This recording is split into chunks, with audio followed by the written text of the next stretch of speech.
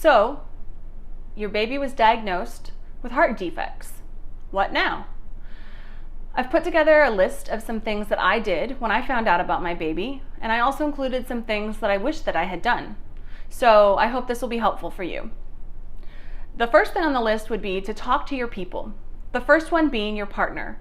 This is going to be an emotional roller coaster, so it's so important for you all to process this together and to really communicate. The second part of that is to talk to your family and friends. At the time, I was so depressed and so sad. I didn't want to talk to anybody. I didn't think that anybody would understand because they hadn't truly gone through what I was going through. So I didn't reach out to anybody. And looking back, that was a huge mistake because they didn't need to know how I was processing, how I was going through this, or what I was really, really feeling. All they needed to do was love and support and be there for me and be my network.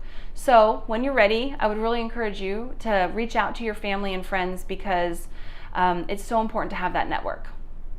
The second thing on the list would be to join some support groups online. There are a million out there, and it's just so important to reach out to families that have gone through the same thing that you're going to go through. They are a wealth of information, but sometimes it's a little scary when you first enter into them because they're talking about really serious things. So when I first reached out, I couldn't believe some of the things they were talking about with breathing tubes or medications or surgeries, and it was really terrifying to me. So you might need to step back a little bit, but know that those communities are out there for you. The third thing I would say is to do your research. If this means asking the doctors to do extra diagrams for you or writing out terms, do it. If you need to read some extra articles or really find out about your child's heart defect, it's the most important thing you can do so that you can be your baby's best advocate. And finally, if you can find the best medical center that you can, I would really encourage that because some of these high volume centers, they just are more experienced with all of the heart defects and they see more regularly. And for us, we ended up relocating about 3 hours away for the birth of my daughter so that we could be prepared for her complex heart defects.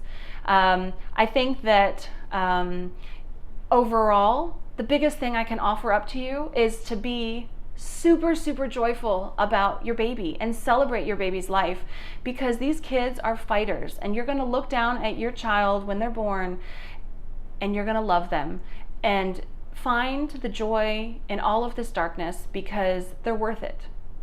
So I hope this list was helpful and thank you for watching. Please visit heartfamilies.com for more videos. Thanks.